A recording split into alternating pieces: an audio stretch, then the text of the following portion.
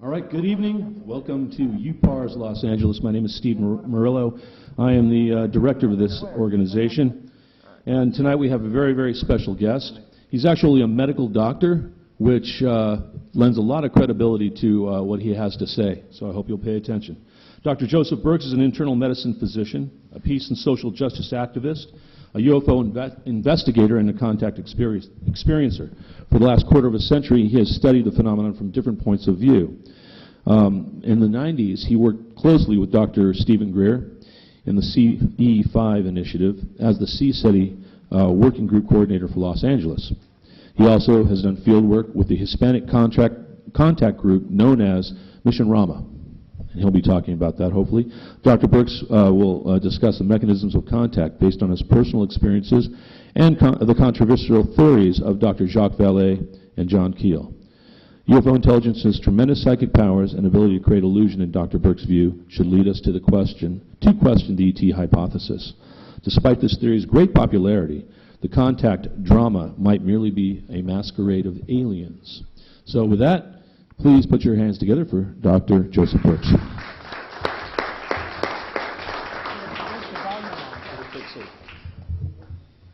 Well, thank you very much, Steve Murillo, and for all of you from the UFO and Paranormal Research Society.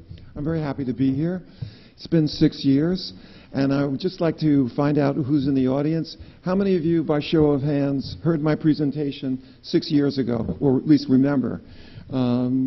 Okay, well, a sprinkling. So if I show some of the same material, a video about CSETI from the 1990s that I showed 6 years ago, you'll get a chance to see it again. And for those who haven't, it's very entertaining and excellent propaganda for what is called human-initiated contact, human-initiated close encounters, or also known as CE5, Close Encounters of the Fifth Kind.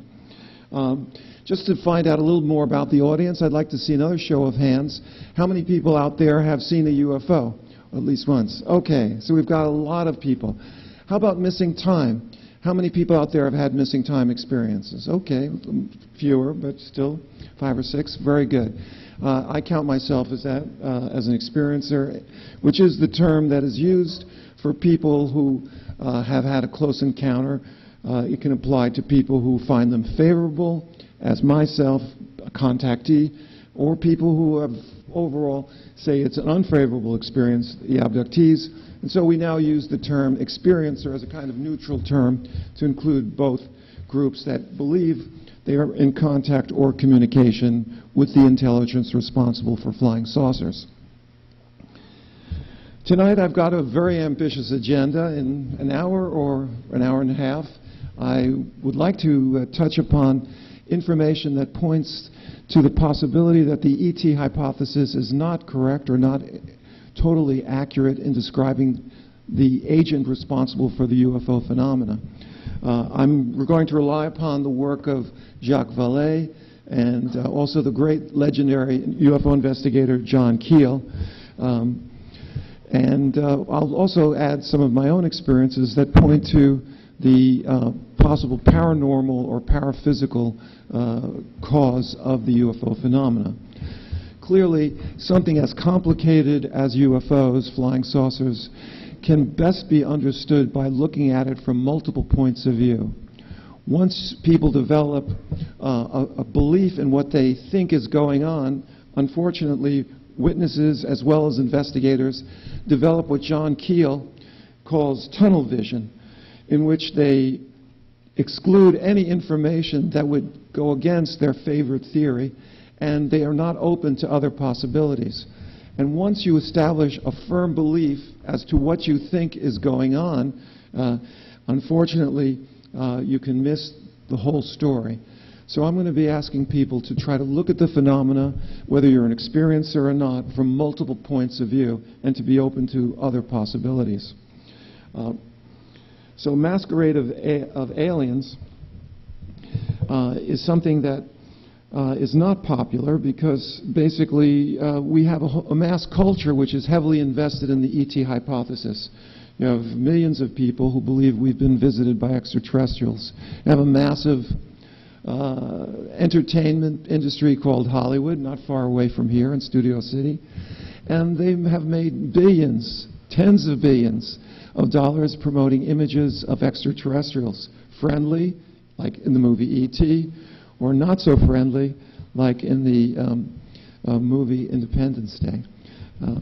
But from the point of view of the contactees, which I consider myself of sorts, we believe that this phenomena is overall positive. And so one might naturally ask, how does a contactee, like Dr. Burkes describes himself, believe that perhaps the ET hypothesis is not totally accurate? Because the essence of being a contactee is that that individual believes he is in communication or in contact with extraterrestrials. Well, let me say that I started off my work in 1992 when Dr. Stephen Greer recruited me at UFO Expo West near the airport, at the airport Hilton, with relatively little information, but I heard his presentation. We were both working emergency room at the time, and it seemed very reasonable what he put forward. He basically said that he had developed a technique using meditation to establish limited communication with the intelligence behind the phenomena. He took his followers to remote locations where meditation occurred and thought projection took place, as well as in combination with powerful lights and other modalities, and sure enough, UFOs showed up.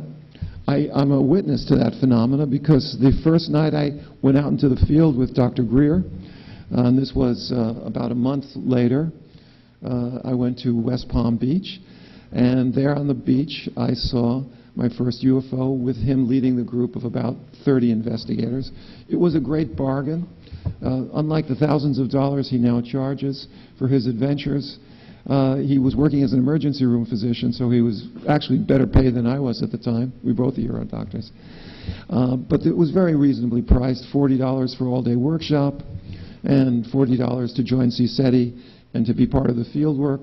And in the early days of CSETI, Dr. Greer could not basically go anywhere without UFOs showing up. Things subsequently changed over time.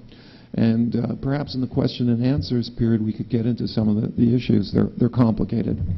So I was off, very excited, seeing my first UFO, a blue-green light that shot across, coming off the Atlantic, maybe 100 feet high, totally silent. There was a dense cloud cover, so it couldn't be a shooting star. And it was moving only about 100 miles an hour, too slow to be a moving bullet or trace around, and certainly wasn't the Air Force on patrol. It was just a blue-green light. And I was a UFO believer at the time. Seeing is believing. But we should also realize that believing is seeing. And this intelligence is intimately linked to our belief systems. And from my experience and the writings of Dr. Vallée and John Keel, it tends to be reflective. Not in the sense of reflection meaning deep thought, but reflective in the sense that a mirror is reflective. And once you establish a belief in UFOs and a belief in a certain cause of the flying saucer phenomena, believe it or not, this intelligence, through telepathy, will be aware of what your beliefs are and will feed back to you subsequent experiences that tend to reinforce your belief. If you think that UFOs are a wonderful gift to mankind, your contactee, you'll have wonderful contact experiences. If you're invested in a more ominous interpretation of contact experiences, they will oblige you and they'll feed you more of the same. And if you happen to go to someone like Dr. John Mack, who was professor of psychiatry at Harvard University and was a former colleague of mine, I met him in 1985, and when I was in Boston as a young doctor, he was there at Harvard. You will find that if you went to him as a client, and he convinced you that UFOs were part of a spiritually enriching experience, believe it or not, the quality of your contacts would change. So this phenomena is not only telepathic, but it's reflective, and that it will give back to you what you put into it. This is a difficult thing to acknowledge, and certainly most people would have a great deal of trouble believing it until it happens to you, as it happened to me. And hopefully I can describe the contact experience that reinforces this notion that UFO intelligence is reflective. In any case, CSETI was mentioned, and from 1992 to 1998, I was not Dr. Stephen Greer's right-hand person. That was Sherry Adamiak, his assistant, who passed away in 1998. But I was certainly his lieutenant. I was empowered to form a working group in Los Angeles after my encounter in Florida. And I learned the meditation techniques of the center. And to my surprise, as soon as we started doing field work, strange things started. The first night we went out with Dr. Greer, we had a number of sightings, but most remarkable was a golden globe that appeared in the west. It was seen by the entire group. It lasted for about a minute or two. It had sharp edges. It maneuvered around. It wasn't a balloon. It certainly was not. There was high winds at the time, and it wasn't an aircraft coming towards us that sometimes will appear as a yellow orb. It was a bona fide UFO. And during the next couple of weeks, I was surprised, and pleasantly so, to find that we had a number of encounters there at our research site, which was up in the Santa Susana Pass, which is in Chatsworth, and it was adjacent to a Department of Energy site. When I selected that site, I was not aware that that had been a UFO hotbed for years. In fact, in 2006, when I was working in the emergency room, a patient came to me who needed to be admitted to the hospital, and it was kind of slow that day, and so I asked this African-American gentleman in his early 60s what he did for a living. He had a kidney problem and had to come into the hospital. And he looked at me and said, I work for the government. And I thought, interesting. If you talk to a postman, he'll say, I'm a postman. I work for the United States Postal Service. If you talk to someone from the IRS, well, they might say I work for the government because it's not a very popular group. If you're a contract agent for the CIA, you probably say I work for the government. You're not going to advertise that. So when he said to me, well, if you work for the National Park Service, you'll say, yeah, I work for the Park Service.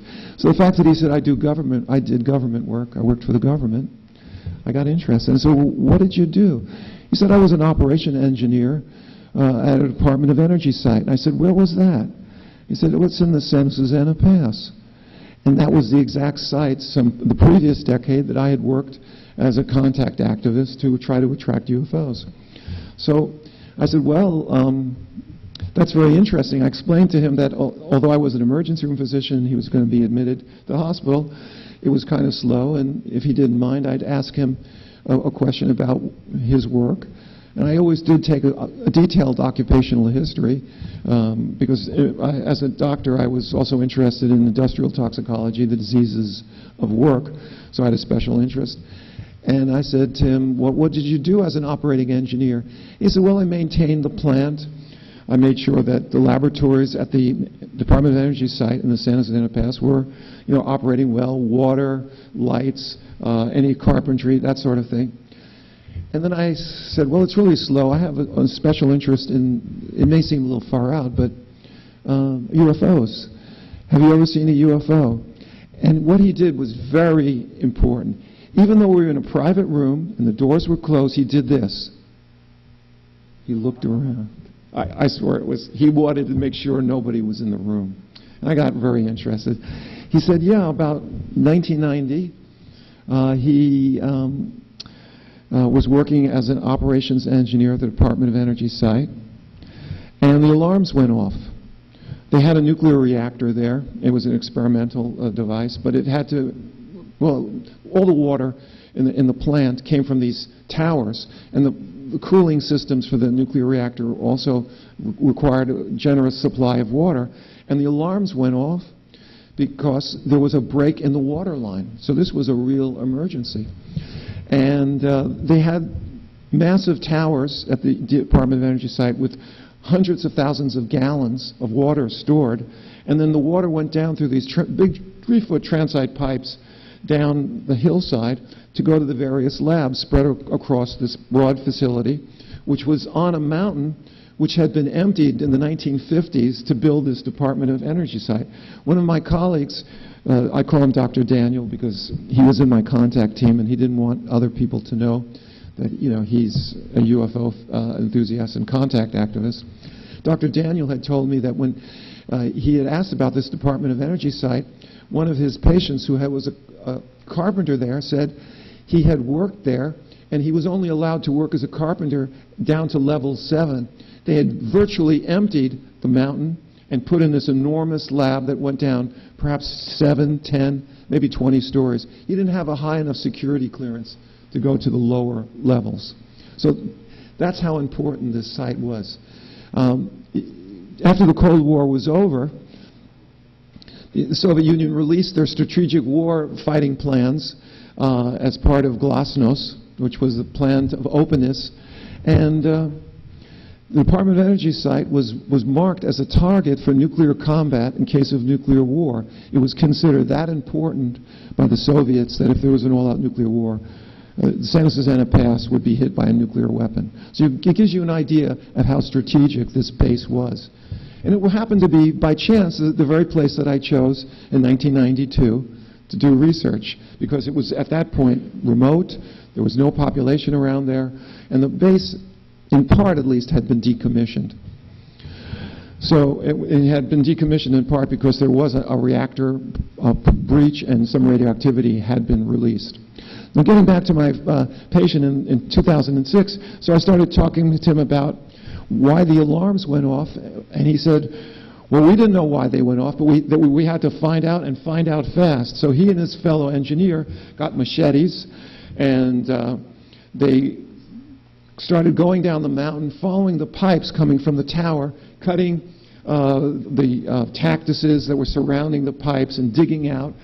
And it's a very rocky area, and they thought, well, maybe there had been a landslide and some of the large rocks or boulders had smashed one of the pipes, and they were going to find it. It was not exactly a safe job because it was in the summertime, and that's rattlesnake country. I know, because I was attacked by a rattlesnake once up there. And he's going down very carefully with his weed whacker and his machete, following the pipe down, down, down with his co-worker. And all of a sudden, he looks out in a small clearing, and he sees where the problem is. And he sees a geyser of water shooting up like a fountain where the transite pipe had been broken. So they run over there to see what happened, and he's amazed because he expected to see a rocket hit it or an irregular surface on the pipe. It had been cut clean, as if by a power tool or a laser, clean edges. And he looks off to the side and he sees a metallic disc, 30 feet across, less than 50 feet up, and it's spinning. And to say that he was surprised would be an understatement. He gets on the squawk box and calls security and says, we found the problem, but there's something else here. There's a UFO. And security says, what? There's a UFO. And he described it. So security said something like, well, don't approach it, which was the last thing he was going to do. It was about 100 yards away. So he watched it for a little bit. After a while, it then took off. Before security got there, the Armed Security Patrol is part of the Department of Energy side. The next day, of course, the suits came. They debriefed him. They tried to tell him that it was what he saw was something other than a UFO, and you know he had to promise not to talk about it. But this was in 1990 when the event occurred. By 2006, he had already retired. He said, "Well, they're not paying me a salary anymore. I have my retirement," and he was willing to talk about it. And I contacted the people in the Disclosure Project and see what that was. Dr. Stephen Greer's project to get high-level witnesses who had had UFO sightings or encountered UFOs in part of their work, as part of their work for government or private contractors, to give testimony about the reality of the UFO presence. I contacted them and see whether they wanted this retired operations engineer to give testimony. They said they were no longer collecting evidence at that time. It was already 5 years after the 2001 Disclosure Project conference in Washington, D.C. So that was the end of it. But this site that I had chosen, perhaps by chance, or maybe I was guided there, was definitely a UFO hotbed. And sure enough, in the weeks that followed, we had a number of sightings, and as well as some that were interactive in nature. The most important of which, in my mind, was about a week into our investigations.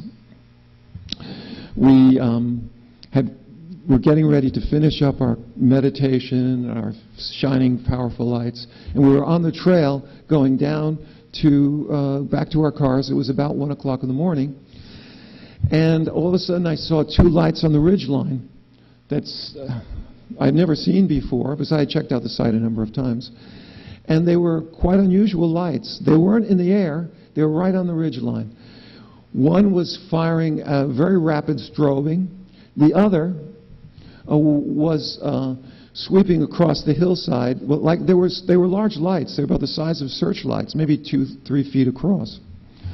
And I had no idea how someone had gotten up on that abandoned ridge line that was part of Rocky Peak State Park. So one of my coworkers, who was a contactee, told me, why don't you try to signal at the light, since we had these powerful lights. And he suggested I use a certain sequence. And he said, why don't you do this? Signal like this, flash your light, and then wait 3 seconds, 1, 1,000, 2, 1,000, 3, 1,000.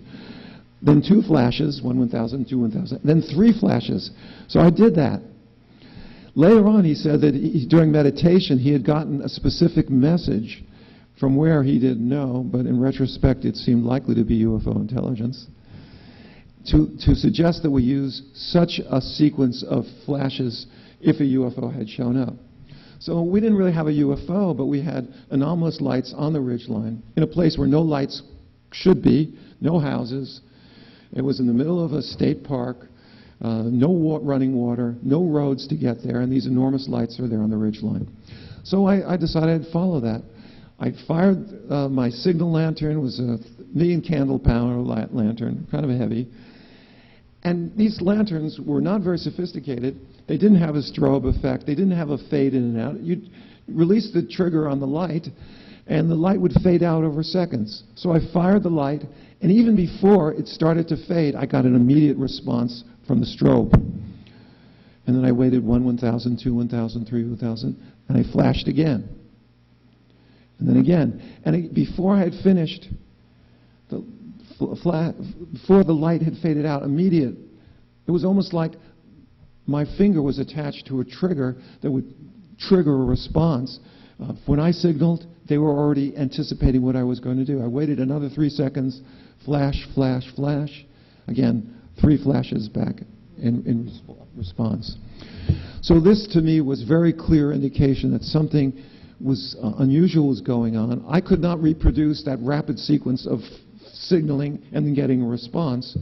We then, afterwards, we sent out a team up to the ridgeline. We could identify where it was and see how someone had gotten up there. In my mind, it was almost impossible. The ridgeline was in the center of the Santa Susana Pass, but in order to get to it from these fire trails in the park, you had to rock climb over rattlesnake-infested territory. And how would you be able to bring up a generator and these very powerful lights that had signaled at us? Furthermore, the next day after this event occurred, one of the people in my contact team, Shirley Jones, who was a respiratory therapist at the hospital where I worked, she was also on our team. And I tried to tell her what had happened. She had left a little bit early because she had an early shift, and she was, had to get to bed because up at 6 for day shift. And she said, well, let me tell you what happened to me. She was driving her Astro van, and about a half an hour in front of us, she had left early. And as she's driving through Chatsworth, down from the Santa Susana Pass, her Astro van, her Chevy van, starts shaking violently. And she and I both had spent years in New York City, and she said it was like going over New York cobblestones or over New York streets. And in those days, they were so poorly repaired that often your car would be shaking as you drove down the street. I knew exactly what she meant. She thought she had gone over railroad tracks or maybe some debris. She got out of the car very carefully because, you know, this is Los Angeles and the mean streets of LA, and she's a single woman late at night. And she looked around. It seemed safe. She looked on the ground. She looked for debris. She looked for railroad tracks. Nothing. She was ahead of us, so she knew nothing about these signal lanterns. And then she looked up at the Santa Susana Pass, and guess what? The light that had been strobing at us, the other light that had not been strobing at us, was signaling at her. And it was flashing on and off to her. So again, we have what appears to be a physical effect at a distance linked to consciousness. It was a truly remarkable experience within the first week of going out into the field. But there were other things that were happening that were even stranger yet. Well, one day while I was driving home from work, and this gets into the whole issue of illusion and the UFO intelligence capacity to create illusion. As I was driving home from work, and I was going to get on the 405 freeway. So I worked in Panorama City for, well, I was 30 years at Kaiser before I retired in 2008. As I'm getting on the freeway, it's about 5:30 in the afternoon, and I look up the 405 freeway, and I'm getting on the pass, and I see an airplane. But it's like no airplane I've ever seen in my life. It was small, it was painted bright red, single prop, and on the side of it, it was bright red. It had lightning streaks, like the kind of airplane that clowns get out of in a circus. You know, one clown gets out, and the wings, it looked like it was made of wood, maybe 15 feet long. The wings were so short and stubby, I could not believe that it was flying because it was only moving about 60 miles an hour. I just didn't understand how a plane with that kind of configuration could fly. It looked like kind of like a World War I biplane, except without the second wing. I looked at the canopy where the pilot should have been sitting. It was an open canopy. There was no, where there was a cockpit, and then the canopy was open. It was not covered. There was no pilot. I was absolutely astounded. Was I hallucinating? No, I wasn't hallucinating. Kaiser doctor, 30 years, family man, have occasional drink with the missus, but no LSD or hallucinogens. Very, very boring in terms of my social life, and I consider myself a credible witness, and that's what I saw. So very early in my contact experience, UFO intelligence seemed to be showing me that there are things that are UFOs, and perhaps there are things that are illusions. And the capacity to create illusion was a theme that occurred again and again throughout my contact work with CSETI and subsequently as well. I should mention that although I was in CSETI from 1992 to 1998, I resigned in that year for personal and political reasons, and I have not spoken to Dr. Stephen Greer since. During the questions, if people want to ask me about the political reasons, I'll explain. The personal reasons are just personal. So there are people who will accuse Joe Burkes of trying to be another Stephen Greer. No, we don't have anything to do with each other, and that's been the case for the last 18 years. So my contact team was very excited about these initial successes, and I also made contact with a group called RAMA, which was mentioned. Because RAMA is so important in the history of UFOs, I'll give you a few basic facts about it. How many people know the history of the RAMA organization? Show of hands. Okay, just one person. So in the 1970s in Peru, a young man by the name of Sixto Paz Wells was interested in the subject of UFOs because his dad, who was a professor at the local university, convened a conference about UFOs and telepathy. Sixto Paz Wells was a teenager getting ready for college, but he was an avid meditator and did advanced yoga. And after this conference, he decided, wouldn't it be interesting to see if he could contact extraterrestrials? And at the conference where his dad had organized in Lima, Peru, there had been many famous people from all over the world who described some of these experiences. So he decided he would meditate. While he was meditating, he was seized by a strange desire to write. And while he was meditating, he got an image in his mind of an extraterrestrial, a tall, Asian-like appearing man of over 6 feet. And so he was kind of overwhelmed because he found himself doing automatic writing, where as if some intelligence other than his own had taken over control.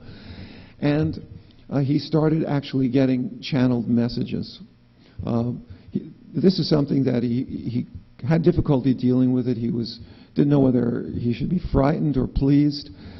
He talked to his mother and his sister about it, and they encouraged him to do it again. And on the second attempt, he was also able to make contact, in which the being described himself as Oxalt. And his family then subsequently arranged a bunch of friends to come over who would ask this alleged extraterrestrial being, who claimed that he was from Ganymede, which is a moon of Jupiter, that to see if they could ask some questions of the extraterrestrial being in a kind of channeling session. So Sixto did meditate. He went into trance. He started the automatic writing, and the questions came from the audience. One woman, who was a bit of a skeptic, said, well, if you're an extraterrestrial and you have all this great knowledge, and you're telepathic, why don't you tell me the name of the book that I'm reading now? And she had the book in her pocketbook, and Sixto Pascual, in automatic writing, not only was able to name the book, but also the page that she was on and what her opinion was of the book. So they definitely had some access to a paranormal intelligence. Then another person in the audience said, well, you know, there's channel beings, but maybe they're from astral hell, or maybe they're the dead spirit of Antilles or whatever. How can you prove that you're an extraterrestrial? And through Sixto Pascual's automatic writing, he proposed that they would have a meeting. He proposed actually that they would go out into the desert and a UFO would show up.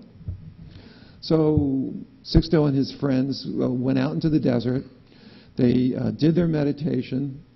And around 9 o'clock in the evening, this was 1974, January,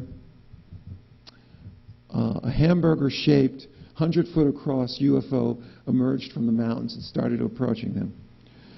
Well, you would think that these young people might be pleased. They had been so successful on their first attempt. They were terrified. They ran wild. They were just running, trying to get away.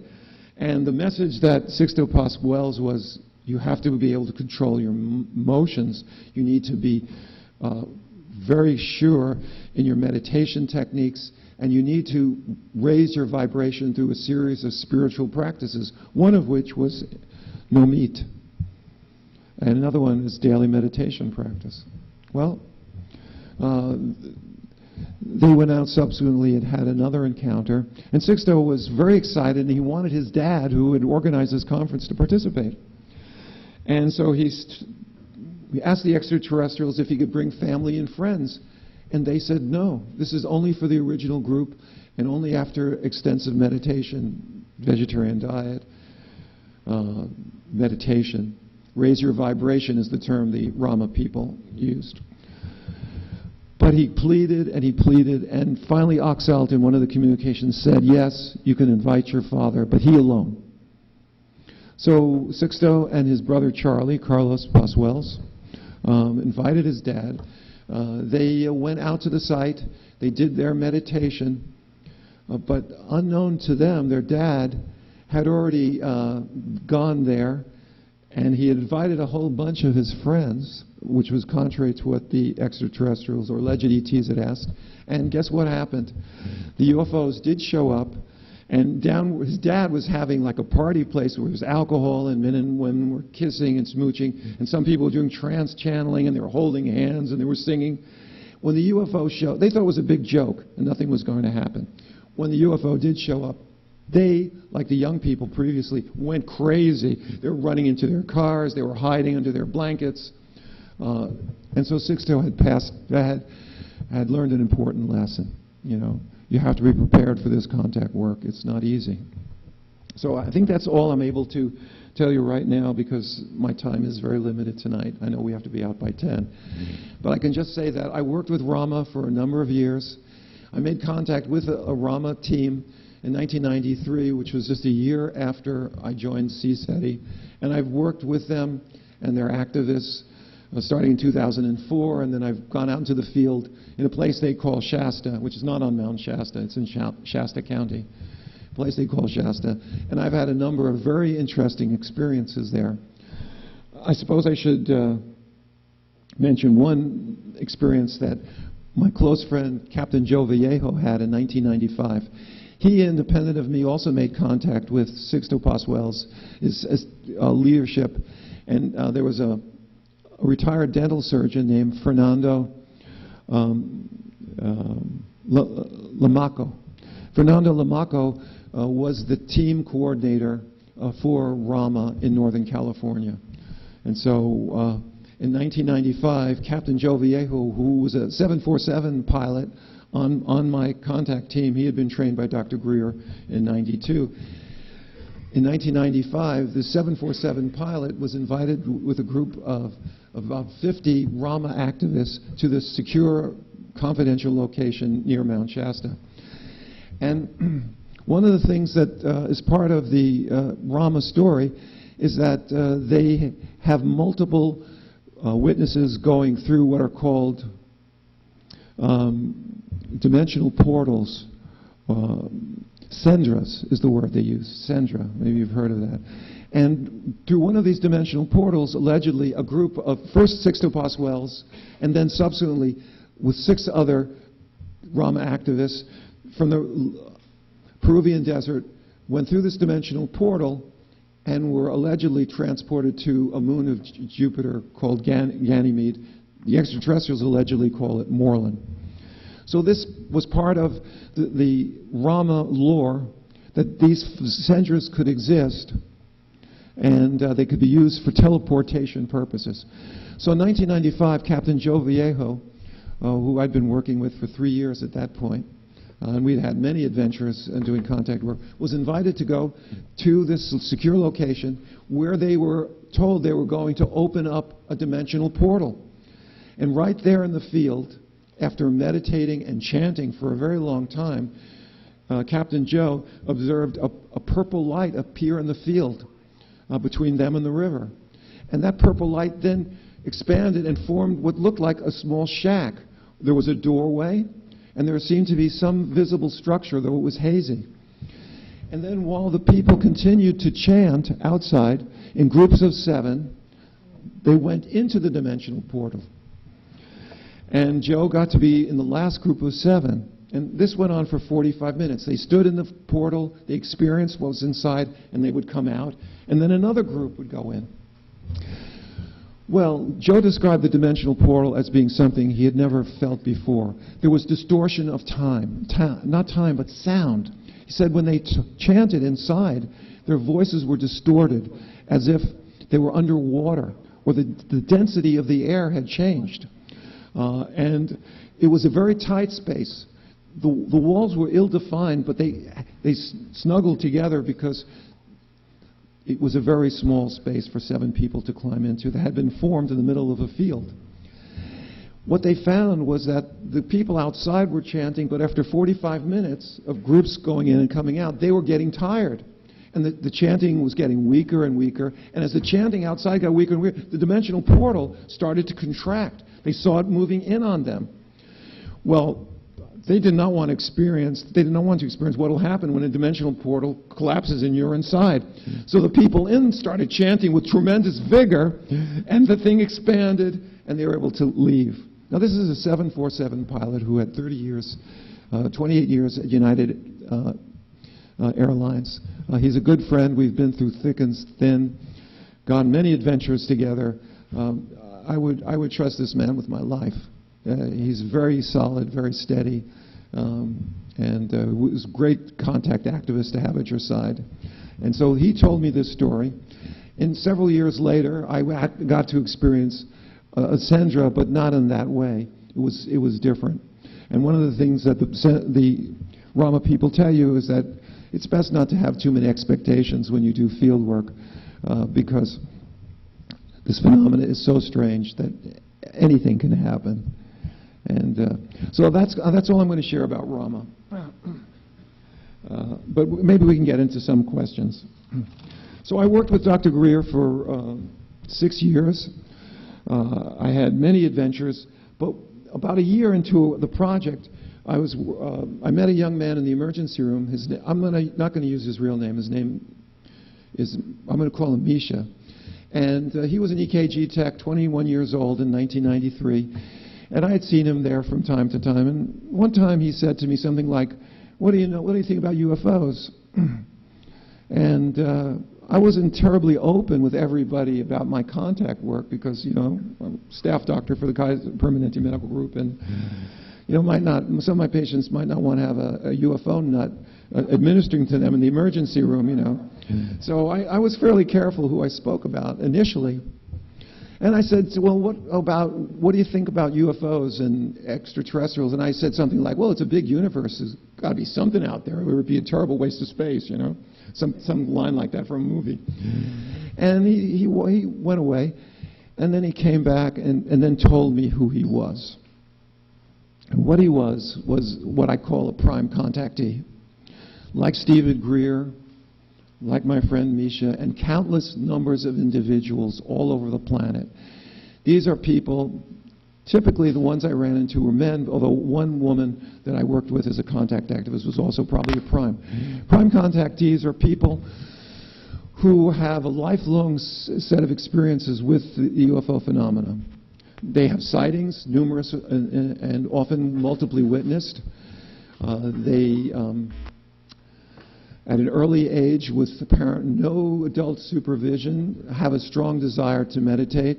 Dr. Greer, for example, if you read his oral history or autobiography, Hidden Truth, as the title, he as a child was raised among atheists, and yet when he was a teenager, he got the urge to get into Zen. He was an advanced meditation instructor, and it went against the grain of his atheistic family that he became very spiritual. Misha, in a similar fashion, grew up in a small town in White Russia, Belarus, and this was around the time that the Soviet Union was, had basically imploded, and he was allowed to immigrate. He was Jewish, as am I. In fact, he comes from the same region of Russia where two of my grandparents came from Belarus.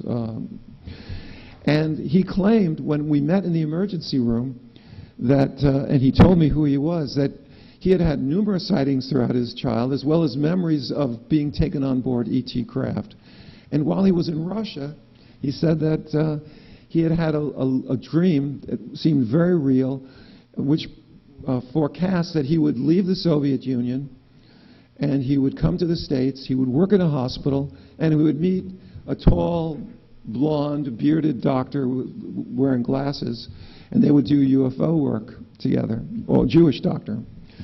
So he told me that when he walked into the emergency room to work for the first time and looked at me, I was that person.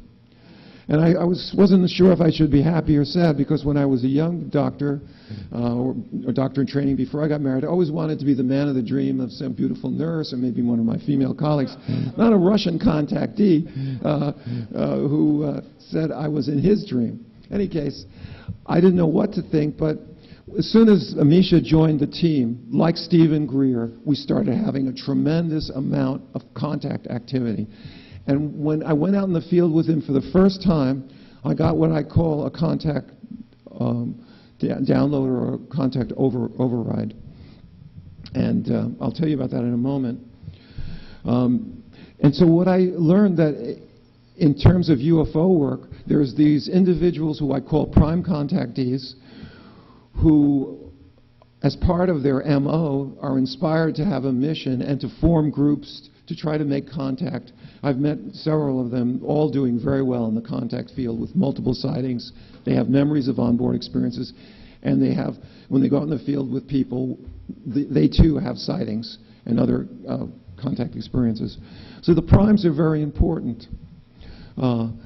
Misha was like my own Stephen Greer. And whenever I went out with him, I was sure that we would see something. But when I first went out with him, I wasn't totally prepared for what was going to happen. Because although Dr. Greer had said that on occasion, when you meditate and you receive, he didn't use the word telepathy. He used a rather strange jargon. He called it subjectively acquired material. In other words, information that you receive without any known source of communication, subjective. If you get communication, often they will this information will include when, where in the sky, and the number of craft that are going to show up later on.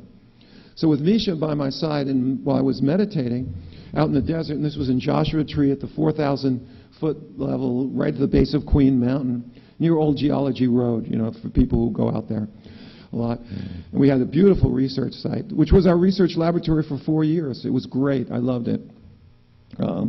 Very spiritual place. So while I'm meditating, I have a series of images in my mind. It's like a wake dream. You're watching a movie. It was black and white. It was as if I was watching it through a grid. And in it I saw, for want of a better word, these little gray guys who were on a saucer, who were moving at tremendous speed. This is in my mind's eye.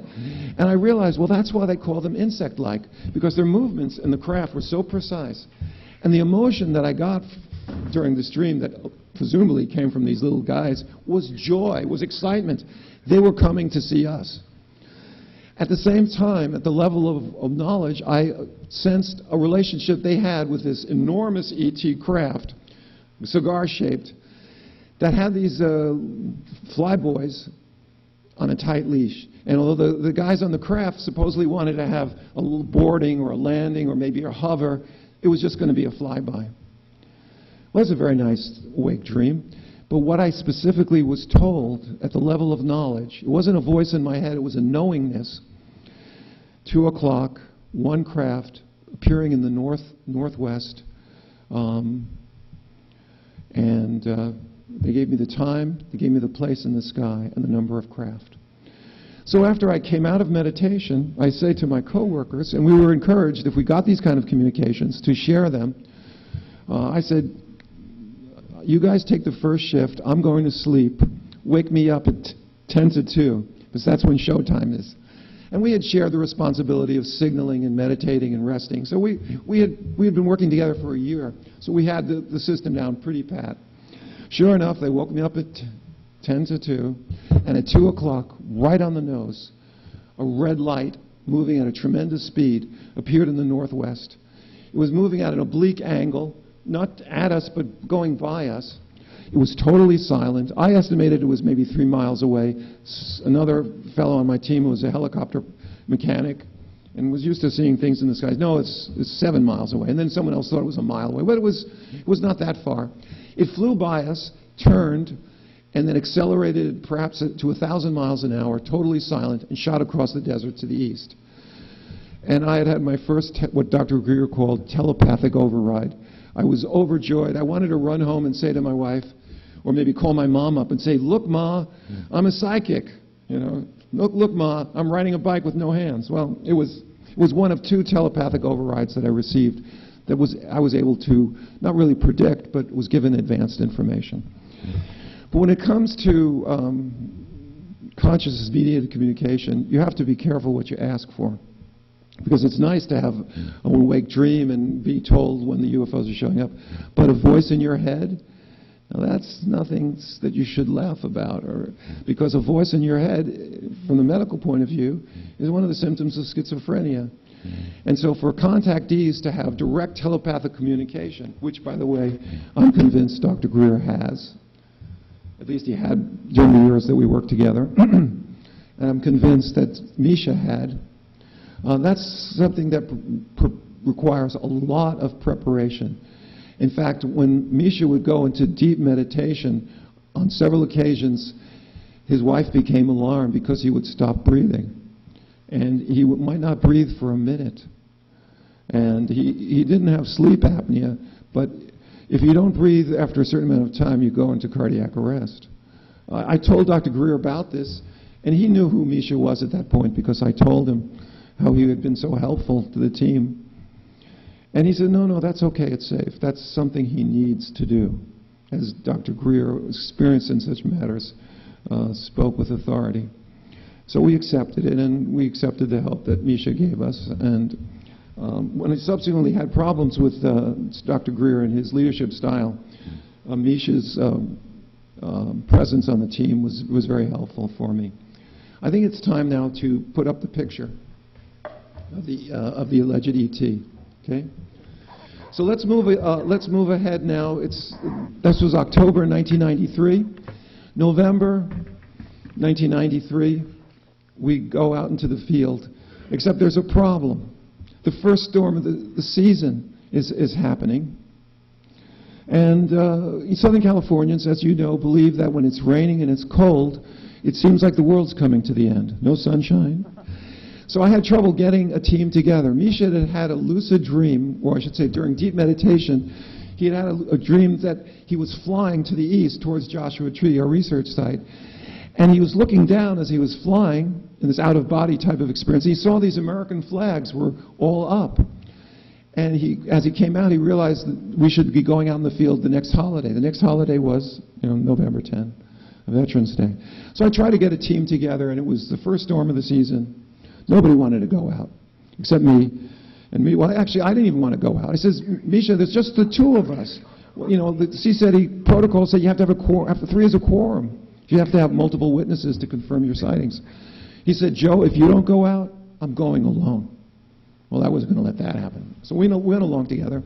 We got out to a research site November 10, 1993. And even before, as we're driving the Circle Road in Joshua Tree National Park, these golden globes are flying by as if they're waiting for us, which was pretty exciting. Then we got to our jumping off point, and for people who have been to Joshua Tree, they have these wilderness parking lots. They call them backboards. And that's a place where you park your vehicle and you're going to hike into the backcountry. You have to fill out a special form and say to the Park Service when you're returning, because they collect this information. If you're not back when you're supposed to be, they have to send search and rescue parties out there because they have flash floods in the winter. People get hurt. They're not in November. There are no rattlesnakes then, but there's a lot of hazards in doing that work, and we were there during a storm. So when we got to our backboard, there were some more golden globes that were flying by. We had two sightings even before we got to our research site, which is in the center of the Little Queen Valley at the base of the Queen Mountain. So this is Misha's friend. You can take that mic off there. This being is called Zan. I'll tell you about that story in just a second. This is the being that Misha alleges he's been involved with since Russia. He knows this guy. He's supposedly a friend. So we were out in the field, and it was late, 1 o'clock, 2 o'clock, very quiet. I go to bed finally. I'm working 3 or 4, 6 overnights a month. I'm now doing field work in the middle of the desert. I was tired. I said, I'm hitting the sack, Misha. And as soon as I put my head down on the pillow, as soon as I pulled my sleeping bag on inside the tent, he says, Joe, better come out. You'll be sorry if you don't come out. You better come out. I said, come on, Misha, don't leave me alone. I'm tired. He says, you're going to be really sorry. And so I stick my head out of the tent and look behind, and all of a sudden I see it. It's a jumper.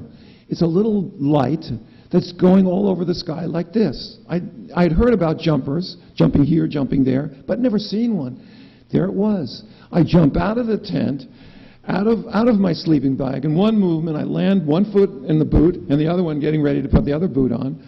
And for an hour and a half, 2 hours, we had an interactive experience with this series of jumpers, one of which, when you looked at it through your binoculars, you could see it was a moon-shaped object. It was a disc. And so now remember, this is Joshua Tree, which is 25 miles from the 29 Palms Marine base, and they have a naval air station there with helicopter gunships and F-14s. So as our interactive experience was getting to be over, and I was busy trying to film the UFOs, and that's a whole other story about very humorous stuff about how we were finally allowed to film them, but I don't have time to get into that. I'm ready to get my last shot of the UFO, and Misha says, "Time for you to go." I said, "What do you mean?" He says, "You guys up there jumping around, you got to go now. It's not safe." The sun was coming up. He said, the storm was settling down. There was less rain, no wind. Time to leave. He basically dismissed them, and they left, which was, to me, an amazing thing. He was ostensibly concerned about their safety as well as ours. And back in the early days of CSETI, when we actually imagined we could have a landing and a boarding, we were concerned about our safety, but also for that of the visitors. And we tried to choose places where they would not be attacked, no guns, no drugs at the research site. So that was part of the protocols as well. So this was November 1993. There are other things that happened that night which are too strange and too alarming to describe, but I may have been witness to the placing of an implant in Misha that night. If I had more time, I'd get into that. It involved him suddenly grabbing his legs and saying, "Why did you, while we were interacting with these lights, why did you kick me in the balls?" That was his very words. And when we got home, he had a black and blue mark on his leg where he had described his pain. I subsequently took an X-ray and I saw there was a small ceramic density object that was there in his leg. And so by means that are totally unknown, through ski pants, warm woolen pants, long johns, the object somehow had penetrated through his pants into his leg, and his boots, like mine, were taped up where the pants met the boot because it was so cold, 4,000 feet during a storm in Joshua Tree. So this was quite a remarkable experience, but it was just the beginning. The next month, we go out together. It's now the day after Christmas, and Misha was a very good field worker. He had a beautiful fiancée at the time, Renata, and at about 2 o'clock at night, the site just felt dead. When you go out on a site during contact work, if you anticipate a sighting, it's alive. You feel enthusiastic. That night, the site felt dead. There's a thing called presence of consciousness, where if you ever walk into a room when you're a kid and your brother or a neighbor you're playing with is hiding, even though you don't see them, even though you don't hear them, you just know that they're somewhere in the room. You just feel it. And you look under the bed, no. Look in the closet, no. Look in the other closet, and behind the dirty laundry, there they are, giggling, about trying to control their giggling. So this is the presence of consciousness, the presence of mind. Well, during field work, you often have that excitement that there's some other mind other than your own there. Well, that night, and the day after Christmas, December 26th, the site was dead. And Misha wanted to leave. And I said, "Oh, come on, let's just sleep in on site." He said, "No, we got to go. We got to go, Joe. Let's go." So around 4 o'clock, we packed up. We hiked to the jumping off point, the backboard. We put our stuff in the truck. We start driving back on Highway 62. Curiously enough, we had to be very careful because early morning, local police set up speed traps for out-of-towners. Guys from L.A., totally empty road. They'll do 60 in a 45 zone. They'll do 90 in a 60. In other words, it was a source of revenue for the local police. We were ready for that. We were driving very carefully, very slowly, following all the rules. We didn't want to go to jail or get a $200 fine. This old sports car passes us, and I'm thinking, these guys are going to get a ticket because they're going too fast. And I look at the vehicle and I said, that's really strange. It looks like an old Triumph, the TR5, a car that this was in the 1990s. That was a car that was built in the 50s and early 60s. And then Toyota came out with a very similar version of the 800 Sunbeam, whatever they called it. So I immediately became, because I knew the UFO literature, and often old cars that are out of date but look spectacularly new inside are part of the contact experience, usually with men in black. So I took note of this. We stopped off at a local gas station, used the restroom, and now at about 5 in the morning, 5:36, we're back on Highway 62. And if you've ever been to Joshua Tree, you know 62 moves like a serpent. Back and forth, you go back and forth. The cliff walls go straight down to the road. There's hardly room to get off the road if you have an emergency. So as we're going down this road, dark, stars in the sky, Misha says, there's someone behind us. And I look behind. We'd just gone around another curve. I said, I don't see anybody. We go around another curve. He looks back. He says, no, it's there. I say, I wait a second. When it's safe, I look back. No. So finally we say, look, if there's a car behind us, we'll just pull to the side of the road and it'll pass. What Misha later claimed he didn't want to scare me was that he saw the two lights of the headlights go up like this, like in Close Encounters of the Third Kind, off the road. I didn't see that. So we're getting ready to pull to the side of the road, and I see this strange red light on top of what looks like a hill. And I'd never seen a red light on the top of this hill, and it was maybe 100 feet high, but this time that hill looked like it was 400 feet high. So I had my signal lantern with me, and we hadn't had much action, so I figured I'd signal at the light on top of, this hill. As my signal lantern, the beam struck the hillside, I expected to see rocks and vegetation. The hillside dissolved as if into mist. It didn't reflect light the way it should. But it was late at night, I was tired. We pulled to the side of the road. I had my window down because I'd been signaling at that light. And, we're sitting and we're waiting, and the car doesn't pass us.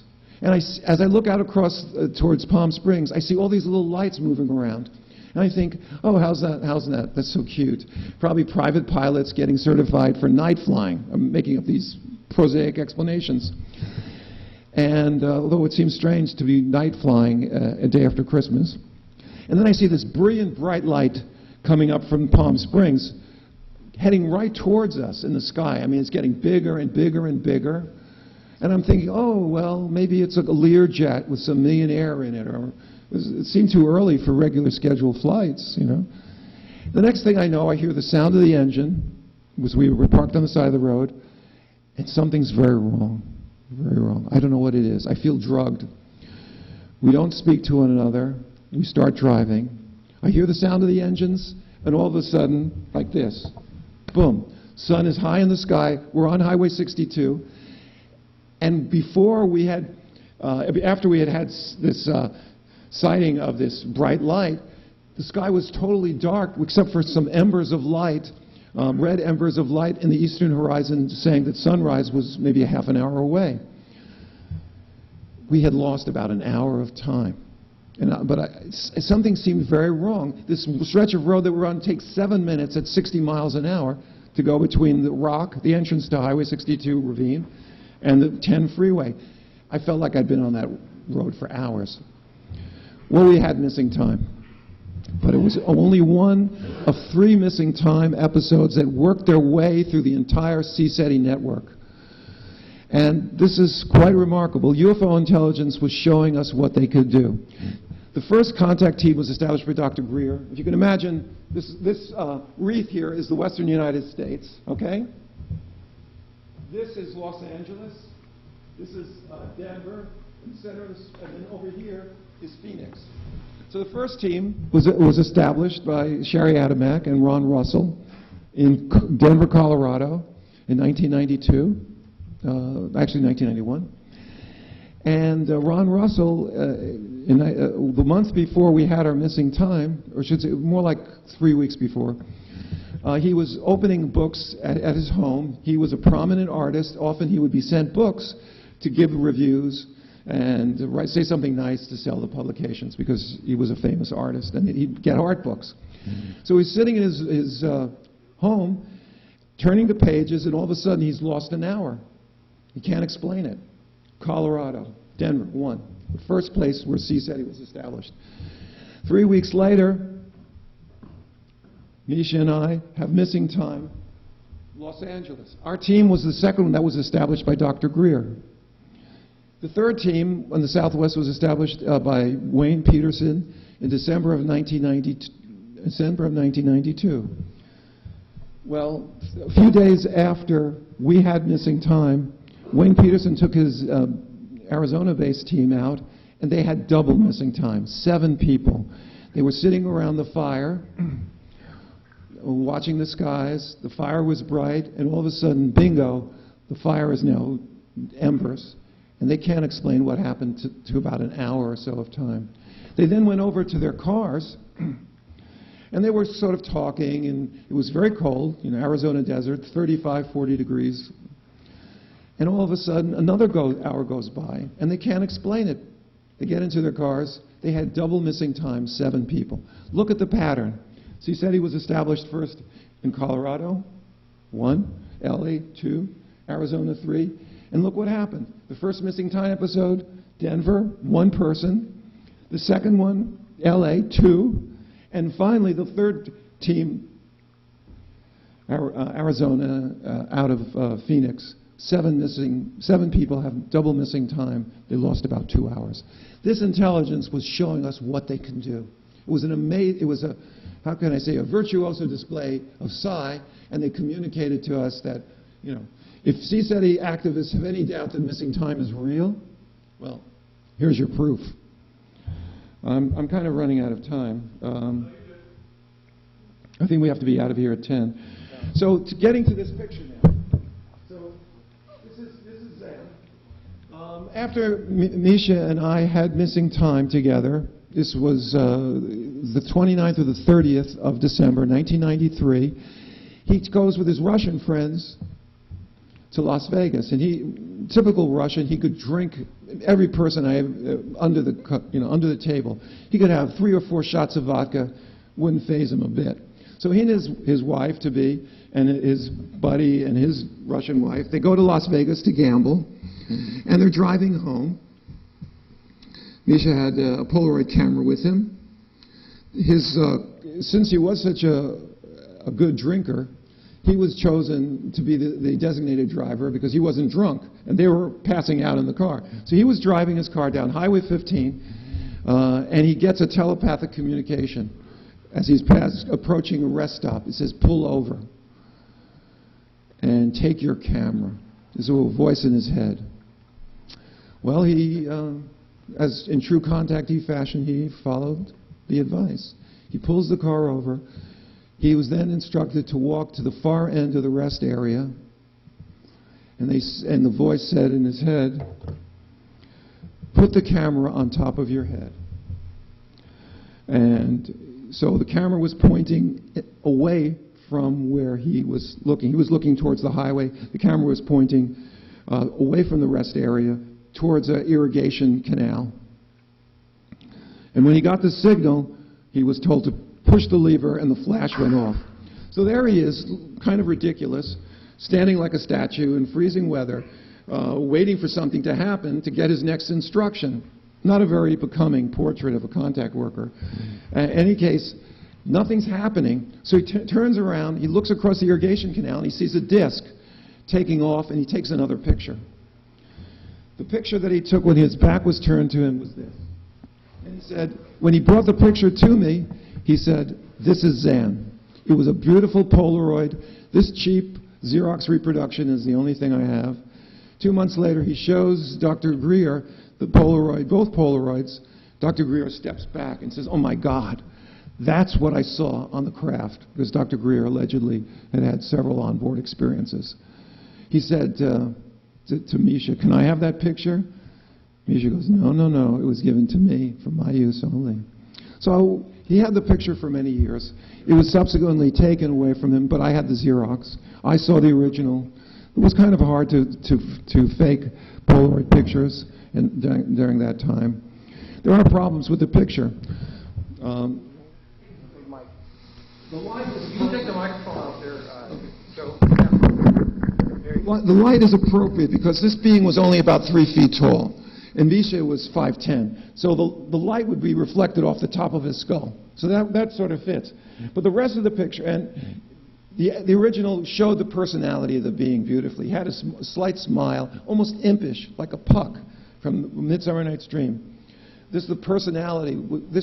Looked like a real being, not a doll. But it's a headshot, and there's no body, and there's no reflection from the flash to the background. This is problematic, because my sense is that this picture may have been hoaxed, not necessarily by Misha, but by the intelligence behind the phenomena that is capable of putting images into not only photographic emulsions, but also into video cameras as well. And this was subsequently shown to me by a contactee from Mexico. After I got back from Mexico in 1993, I had this incredible experience with Dr. Greer. We sighted a 300-foot triangular-shaped craft at night that signaled at us at the base of Popocatépetl volcano. So I got back. Through my contactee network, there was a woman from Rama who was actually a reporter at the local KMEX television station. It's got a very big viewership. I think 600,000 people watch their news broadcast. So I did an interview in Spanish, hablando sobre el tema de los extraterrestres, el momento de contactados por establecer lazos con los extraterrestres. Anyway, it's the work of the contact workers to establish ties with the extraterrestrials. So I was talking. So when I got back after I did a television interview and it was broadcast, all the Hispanic workers at the hospital, the janitors, the housekeeping, the engineers, they started talking to me about UFOs. So I developed some contacts. And as a result of that broadcast, a Mexican contactee came to me, and he wanted to show me the picture of the UFO that he got. But he said the picture was ruined. And I said, what do you mean? He said, well, the date was changed on the video camera. I said, well, what are you talking about? He said, well, he shot it in 1990. This was 1993. And the video camera said July 11, was it 11 or 9? I forget. 1991. I said, well, don't you know the significance of that date? And he was a Mexican, but not from Mexico City. I said, that was the date when a massive sighting of UFO occurred in Mexico City, where perhaps 250,000 people saw a UFO over Mexico City during the total eclipse of the sun in 1991. So the intelligence behind the phenomena had changed the date on the camera, video camera, from 1993 to 1991. I suspect they knew that he would come to me, and I would know the significance of that date. And so repeatedly, in my work as a contact activist, we can turn this picture off. I was led down the road to realize that this extraterrestrial intelligence or paranormal intelligence, which we identify as extraterrestrial, has extraordinary psychotronic capabilities interacting with our consciousness, as well as electronic capability to interact with our cameras. I'd like to get to just one or two more vignettes about my work with Misha. And we have to leave at 10 o'clock, is that right? It's not all right. Okay. So I'm going to go through a series of incidents that happened the following year. Now, 1994 was very exciting because I had Misha at my side. We had many sightings of UFOs. And one of the things we noticed in October of 1994 was that there seemed to be something strange going on with shooting stars. For people who have done field work, you know that you look at one section of the sky for a few minutes, and then you turn your head to another section of the sky, and you get bored, and nothing much is happening. Then you turn to another section of the sky. Well, at this date, in October of 1994, there wasn't a meteor shower going on, but there were a lot of shooting stars that we saw. I noticed something strange, that every time I changed my field of vision, I would see a shooting star. It happened 5, 6 times in a row. It was almost like there was a link between Joe Burkes turning his head and I see a shooting star. So Misha said, "You think that's impressive?" He said, "It's just happened to me 20 times." Now, that very night, we had an unusual visual display. The symbol of CSETI was, and still is, a triangle with 3 circles on each of the apices. During that field work where we saw, we had 20, Misha had 20 plus consciousness related shooting star displays. During that same night, each one of our team members noticed that there was a very tight, small triangle formed by 3 small stars, just dimly there, hovering in the west. And because the symbol of our organization was a triangle, we would be attracted to the triangle. It was just sitting there, but we couldn't recognize it as any known constellation. Small triangle sitting there on the west. Everyone in the group independently sort of started staring at it. When all 7 of us saw it, something remarkable happened. This thing that had been stationary for several minutes, one of the stars started to move, and then the 2 others chased after it. So this was a memorable field investigation. The following month, it was just Misha and I again. It was the anniversary of our prolonged 3-hour interaction with the jumpers. And so we were kind of romantic, it's our first year anniversary. Let's go out and see if they'll give us another great show. What they did something was even more important. It was the most important episode of fieldwork that I probably will ever have. And that experience became the basis of the virtual experience hypothesis that spells out that one of the mechanisms of contact is this UFO intelligence's ability to create illusion. We were there that night, November 1994, Veterans Day, and I'm looking to the south. There's this 600-foot prominence called Negri Hill. And I see Misha's looking in the same direction. And he points to above the hill and he says, "There's another one." And I'm looking there and I said, "Another what?" He says, "A shooting star." I said, "So what?" "Well, he just saw one in the exact same location a moment before." And I said, "Well, where was it?" And I looked down his arm like the barrel of a gun. And he says, "There it is, there it was, and there it is again."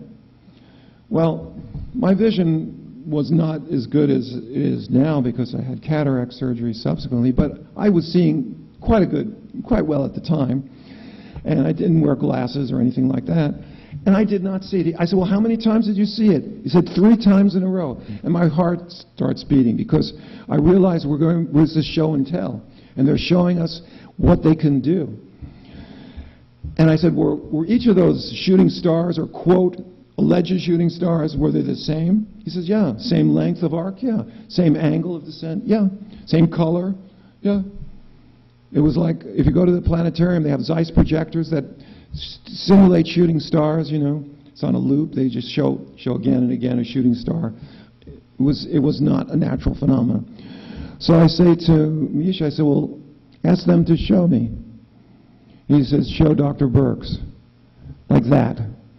In the exact location that he described, 3 shooting stars, I see another one. I go, "Wow." And I asked him, "Was that like the other 3 you saw?" And I said, "Yeah." He said, "Just like it." I said to them, "Okay, let's do it again." He says, "Okay, show Joe." Instantly, and the shooting star display appears just like the one that I had seen and the 4 others that he had witnessed. Same length of arc, same angle, same location, same color. Now my heart's really beating. This is a showtime, and they're showing us how they can interact with our consciousness to create a shooting star visual display that doesn't represent an object, but is something that one person can see and one does not. It's directed at the individual. Now I'm really getting excited. I don't know what's out there, and I feel kind of foolish. I start talking to the lights. There's nobody there but us, middle of the desert. And I say, we have this thing called coincidence on planet Earth, and people will say, you know, well, 2 shooting stars in a row doesn't really mean much, but, you know, maybe you're mistaken. Could you please give us one more? And there was a pause, like a pregnant pause, like to say, don't you know that we're doing this? The other ones had been like this. And I waited 3 seconds, 5 seconds, finally 10 seconds. Okay, here it is. 3 in a row. So what is the significance? The significance is that the UFO, the ET spacecraft, is not out there firing chunks of ice in the outer atmosphere at the exact same angle, one after another, to create a visual, you know, display that looks exactly like the previous one as they move with the rotation of the planet and line it up with our line of sight. They have the technology to create visual displays that one person sees and one person does not. Now, if they can do that with shooting stars, what's going to stop them from doing it from saucers? They can do it with triangles, globes. This is an amazing example of their psi capability. For decades, debunkers have pointed to the fact that during field investigations, some people see things and some people don't. The obvious answer to the debunkers is, well, he's hallucinating. These are not hallucinations. From a medical point of view, hallucination is a pathological condition, comes from poisoning, LSD, toxic state, sepsis. That's a hallucination. DTs. This is a visual display that is an illusion. So that's the basis of what I call the virtual experience hypothesis.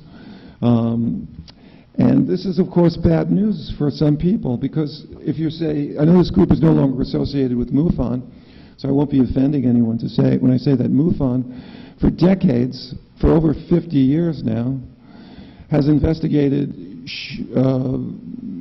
flying saucer reports where they take down in minute detail about the characteristics of the alleged objects. What if some of those objects, maybe most, are not real objects, but are visual displays in order to alert us to the presence of an unseen intelligence, but not necessarily an extraterrestrial one? My impression is that the people who are attracted to do this work are already known experiencers, or they are experiencers, but they do not know it. And this was driven home to me, you know, in a number of ways. So it's like in Hollywood. It's not what you know, your advanced meditation technique. It's like in Hollywood, if you want to get a good job, they say it's not what you know, it's who you know. If you want to get a job as an actor, you got to know some director. And in the contact work, if you want to have high-level contacts and sightings, having a prime contactee or people who have had multiple contact experiences on your team, they're the draw. It's the people that are important rather than the technique. And I was able to find a number of prime contactees, and together we did field work, and we had remarkable results. In 1997, I was in England and worked with the only woman who was a prime. And for 3 nights, we had amazing interactive experiences out in the field outside of London. It wasn't art. She didn't even meditate. This young woman, well, she wasn't that young. We were both middle-aged. But this lady who lived in outside of Ontario, lived outside of Toronto, Ontario, would set up her video camera aimed at Lake Ontario, and in broad daylight, she'd turn on the camera, go to sleep at the site, and she would get footage recorded on the camera as these beautiful golden globes would parade across the lake in front of her camera, one of which, if you put on zoom, you could see was a 200-foot golden saucer near the shore of the opposite side of the lake. Now, she wasn't using any advanced meditation technique. She was a prime contactee. It was the people that were important as the draw. So that was something, you know, that I learned from the high-level experiencers. But not all high-level experiencers know that they are. And this is something that I was, again, learned in London. When I was in Great Britain in 1997 and working with, I'll call her, I won't use her real name, I'll call her Jennifer. Oh, I just gave her name. Okay, I'll call her. I'll call her Jane. I was working with this high-level contactee from Ontario named Jane. And when I was preparing to get ready to go out in the field with her, I had a few days, and I was through the grapevine of contactees, I found that there was this butcher, young butcher, who was going to the local, well, it was the major Gatwick airport with his mates, and he was shining flashlights at UFOs that were hovering above the runways at Gatwick Airport. So this was someone who spontaneously, without any CSETI training, was doing contact work and apparently getting results. So I made it my business to meet him, because I expected to find some, meditative type, sensitive, educated, into spiritual, feel the revelation of the vibrations and all this other New Age stuff that was part of this New Age subculture that is excited about contact. Instead, he was a 6'2", 220-pound, crew-cutted guy that looked like a rugby star. And he was a butcher. And we're supposed to embrace vegetarianism as part of our spiritual development. I stopped eating meat as a result of my experience with CSETI. And I'm talking to him, and I say, well, you're going out with your mates, that's what he called them, and you're shining lights at the UFOs, and they're signaling back. And he says, yeah. Well, why are you doing this? He says, well, I think I may have heard about it. I don't know. I thought it would be fun to do.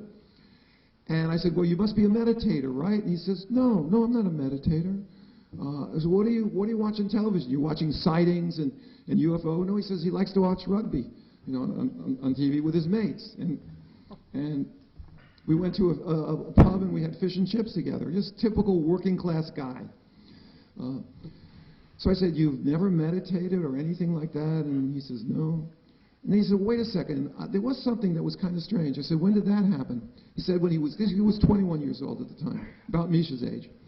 He said when he was 13, like a lot of teenagers, he had the habit of watching TV late at night, half the night, and sometimes he'd stay up so late that the signal pattern,